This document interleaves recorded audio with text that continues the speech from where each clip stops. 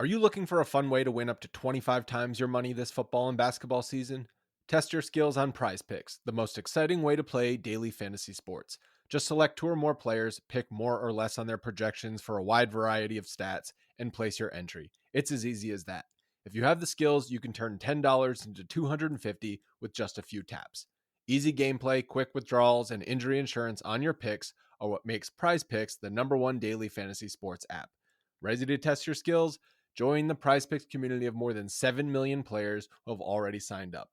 Right now, PrizePicks will match your first deposit up to $100. Just visit prizepicks.com/bluewire and use code BLUEWIRE. That's code BLUEWIRE at prizepicks.com/bluewire for a first deposit match of up to $100. PrizePicks, daily fantasy sports made easy.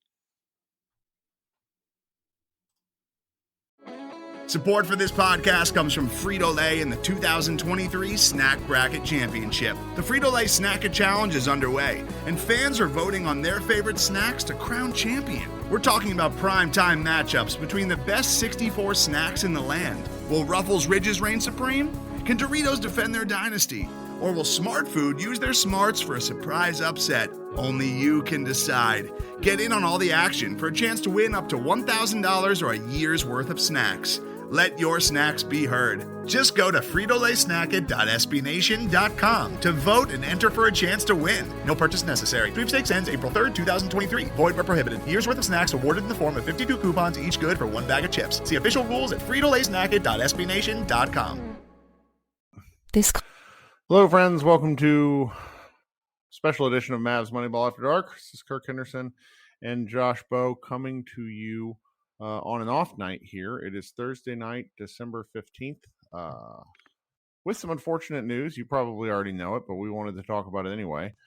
Today, the Dallas Mavericks announced shortly after Mark Stein broke the story that Maxi Kleber is out with what was first described as a right leg injury and quickly progressed to a tear in his right hamstring. We still don't really know what this means because, as friend of the show Jeff Stotts pointed out, it sort of depends where the tear is. It's really bad news. Josh, how are you? I'm doing good.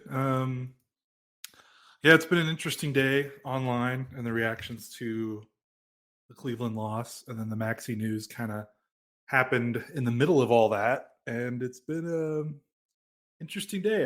It feels like that Cleveland game. I mean, it's kind of weird because the season's been kind of going this way since it started, but for whatever reason, that Cleveland loss Wednesday night I think we're getting closer and closer to more and more people just kind of breaking this season, and like different people's boiling points keep getting reached, and it felt like another big one was Wednesday night, and the Maxi news definitely didn't help. So it's been interesting following people talking about the team the last 24 hours.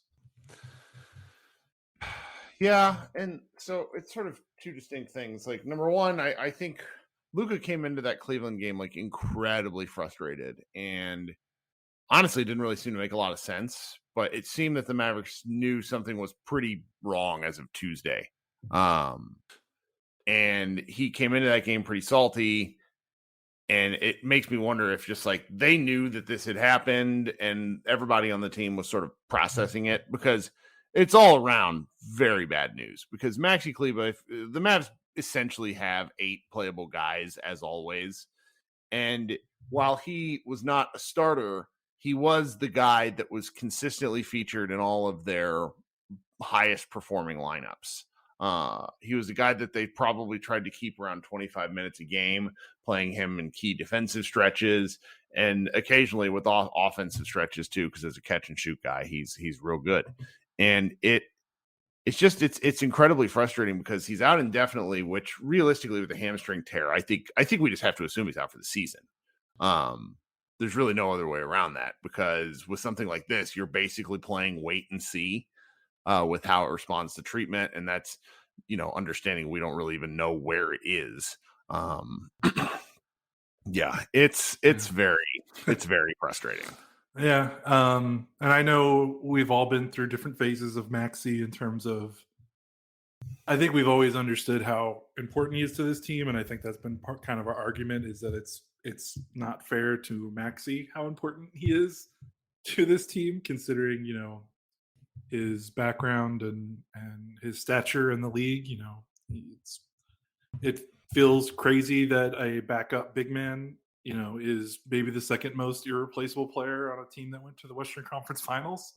And that's not Maxi's fault that, he's that important. He's just doing his job, and he does his particular job very well, even with some of the down swings he's had in the last couple of seasons with injuries and some horrific shooting slumps. But yeah, like you said, he's part of. I mean, he's their only defensive big. I mean, Dwight Powell can do some things on the perimeter that is not too shabby, but in terms of guarding the rim, Powell is, I've said for a long time, when he comes to guarding the rim, Powell is a broomstick with hands. And now their other bigs are, it's Powell, it's Christian Wood, who is also not a good defensive big, and JaVale McGee, who is not in the rotation because he was the worst defensive big on the team. So they don't have a rim protector right now. And with the way they play, and with the way Kidd and Sean Sweeney like to play, they definitely are a bit more of an aggressive switching defense than they were under Rick Carlisle. Like, Maxi is a big part of that. And now that they don't have any bigs that can really switch except for Dwight, but again, Dwight has his limitations. So it's not ideal, and the defense already was showing some signs of weakness because Reggie Bullock and Dorian Finney-Smith, I think, have kind of regressed a little bit on that end after playing basically like 45 minutes a night in the playoffs. And I mean, I'm looking at cleaning the glass right now, and when Maxi's on the floor, the defense gives up 110 per 100 possessions, and when he's off the floor, it gives up 115 per 100 possessions. So they're just going to have to try to outscore teams now. I don't. They've really won see one game when he hasn't played. He's missed 6 games. They're 1-5. Yeah, he's huge. Their best lineup, I think, this season is Luka, Josh Green, Tim Hardaway Jr., Maxi Kleber, Christian Wood. It's a plus 31 per 100 possessions. Now, granted, it's only played 106 possessions total, but holy crap, pretty good. And Maxi has been kind of Christian Wood's safety blanket. Yep. They have basically tried to tie so much of Wood's minutes to Maxi because the coaching staff doesn't trust Christian Wood as the lone defensive big on the floor. And they have, we have qualms with the coaching staff at times, but I think that's one we're fully in agreement with. So I don't know. It's going to be very, very difficult for them to do the things they want to do defensively with him out. Well, you mentioned this earlier, that it kind of goes against everything the kid wants to do, and I'm really curious to see how the team responds, because they don't have an option now. I think what they're going to do for a couple of games is probably try more McGee options, but McGee is just not. I mean, no reason to beat a dead horse. Like, McGee doesn't work. McGee's not the player. It's done. He doesn't fit. And that's being generous. So, then kind of the question becomes is how long it takes them to pivot to becoming a truly offense first team, which I think means starting Christian Wood and playing Luka and Wood like 30 plus minutes together. And it's going to grind kids' gears. But if they still want to win games, I think that's what they have to try. And then if that's still not working, do the Mavericks do anything to shake up the roster? Which I think the answer is going to be they will try something. But as I've kind of had discussions with people all day, like they really shouldn't do anything rash.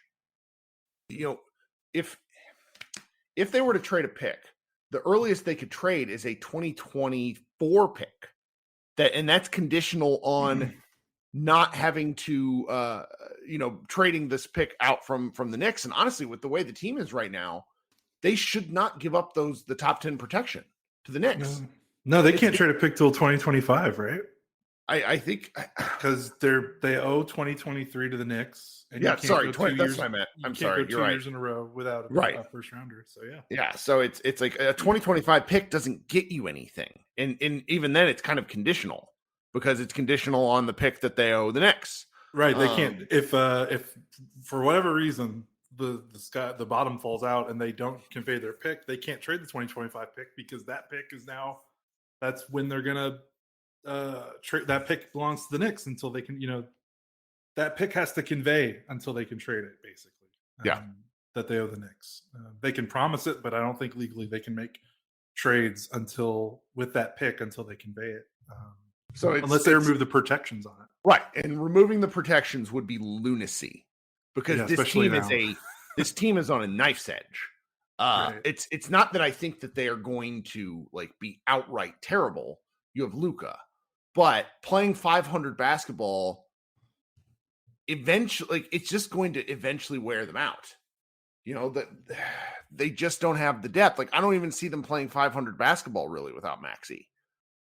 Not over a long enough stretch. Yeah, I mean, and we're gonna.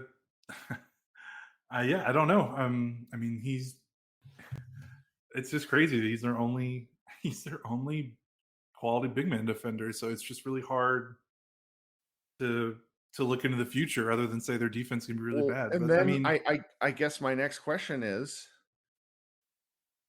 understanding that I do not think the Mavericks will ever tank. They won't. Like tanking is not a thing when Luka Doncic is on your team. Period.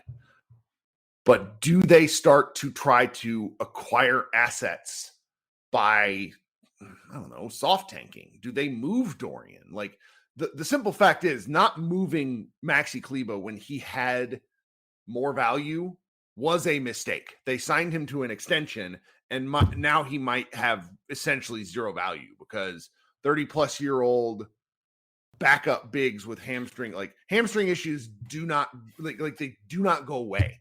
And he already had injury history before this.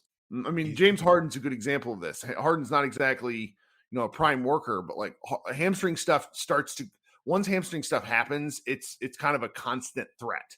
And he was already having issues, exactly like you said. So it's not that I don't think Maxi is valuable as a player. It's just as a trade asset, he loses a fair amount of this now that he has a significant injury like this. And so it makes me wonder, would the Mavericks, start to look to acquire assets? I mean, one of the things that's been talked about in the social media sphere is that the Mavericks have been piss poor at acquiring draft assets. They haven't acquired a first-round pick as part of a trade in 18 years. I think they might, it was 2004. And they might be they might be the team that's gone the longest without acquiring a pick. I could be off on that stat, but I am right about the 2004 thing. So do they, I'm not suggesting that. I'm curious because they don't have options. This went from going, where I constantly reference the piece I wrote that there's no help coming to like the killers inside the house type thing. This is, I don't really it's really uncomfortable because we've gone from kind of bickering amongst ourselves, media, fans, whatnot, about what the Mavericks are and aren't doing, to they're now being faced with the reality of that one of their key contributors is out and the solutions are all bad. All. Today's episode is brought to you by Cars.com. With over 2 million vehicles and 50,000 more added every day, Cars.com will match you with the perfect car for you, your budget, your life, your style. And if you're ready to say goodbye to your current car, Cars.com will get you an instant offer to cash it in. Just start by entering your license plate, then get matched with a local dealer who will write you the check. So whether you're looking to buy or sell, just go to Cars.com. It's magical. Yeah, and this is why we were talking about. This is why the fact that they're. Oh, excuse me. This is why the fact that they're 14-14 right now was such a big deal, and this is why we kept raising so many alarm flags when they were 9-10, or when they were 10-11. And when they're losing to Detroit, and when they're losing to Oklahoma City, and when they're losing to Houston, and when they're losing to Denver without four of their best players, when they're giving away a game to Toronto, when they're losing to Orlando without their best player, when they're losing to New Orleans without all their guys, we kept saying Luka's playing the best basketball of his life. The team has been healthy, and they cannot get away from being a 500 team. And we kept saying this is a problem, not because we don't think that the team as healthy could maybe go on a run and maybe flip some of these close losses around. It's because you do not play an 82 game season in the NBA without going through some adversity. Guys get hurt, guys miss time. Like no team has a clean bill of health throughout an entire season. Now some teams, are snake bitten more than others, and some teams have to deal with season ending injuries, and some teams deal with, nicks and bruises, but it happens. Like it's a reality. Yeah. The Mavericks seasons the past couple of years, the 2020 season was marred by 2019-2020 season was marred by frustrating injuries at really bad times. Yeah. Luka goes down with an ankle injury. Dwight Powell tears his Achilles tendon. The game Kristaps Porzingis comes back from a 3-week knee injury. Yeah. Porzingis suffers his meniscus tear in the playoffs. Like, injuries happen. The thing that I sort of, and I'm just as guilty of this as anybody, is I don't think we understood last season just how lucky the Mavericks actually were in terms of honest to goodness injuries. They missed time because of COVID. Luka missed time because of an ankle injury. The whole league missed time because of COVID last season. That's correct. And last year, we don't really talk about this as much, but Luka also missed time for being out of shape. That was, I keep saying the word, I'm using as a thought processor a lot this podcast because I really don't want to say the wrong thing. This has been something I've been thinking about all day as I was driving, because this injury just causes so many cascading problems. And last year, when Luka was out for most of December, they got their ducks in a row.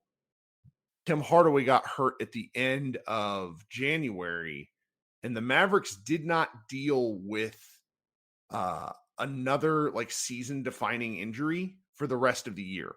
The closest thing that they came to was Maxi Kleber. They really had to manage his minutes and give him breaks. Right. But everybody else played a ton. We were actually worried about this for a significant portion of the spring because they were playing 7.5 guys, it felt like.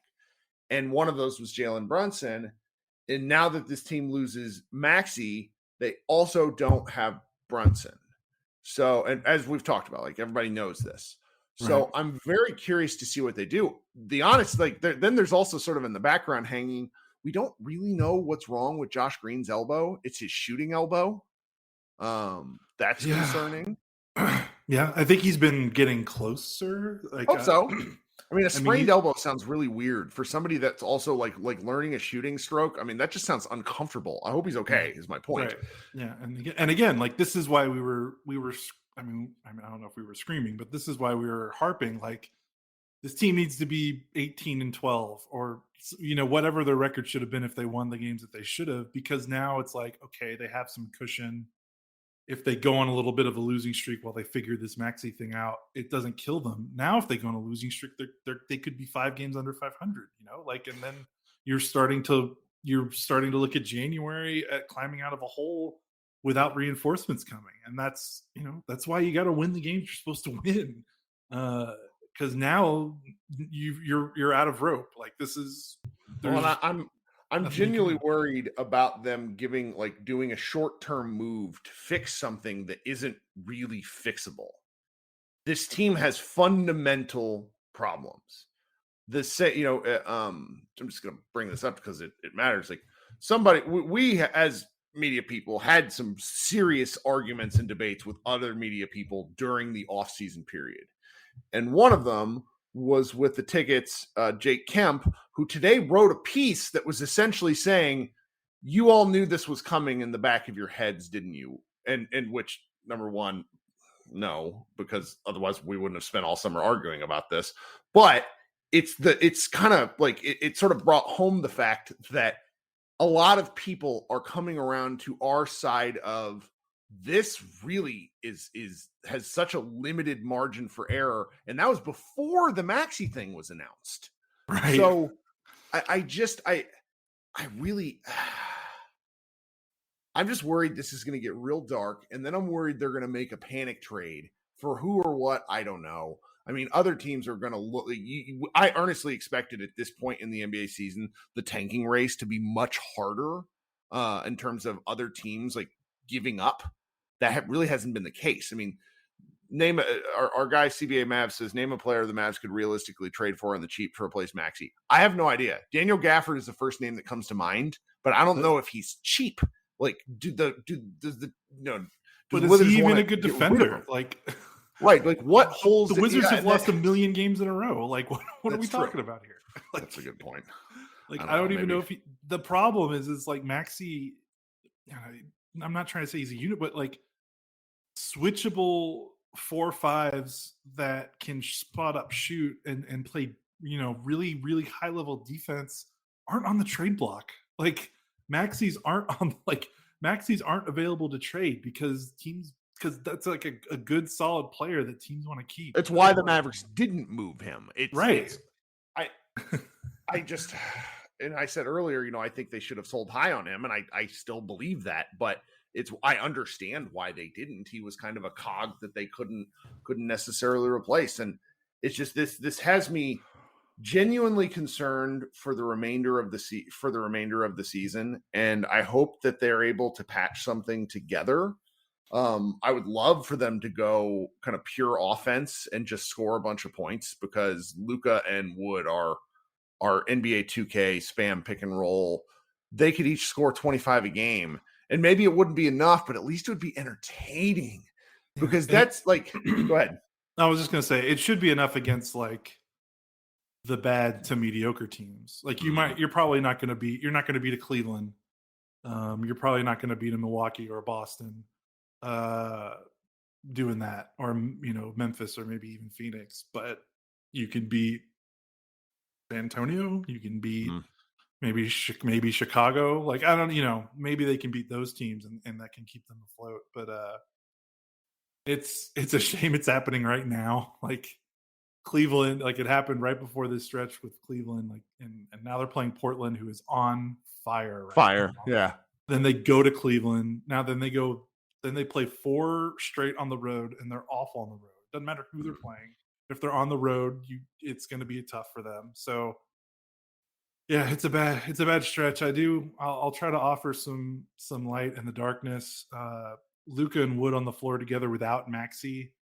They've played about 342 possessions. They're plus 5.2 per 100.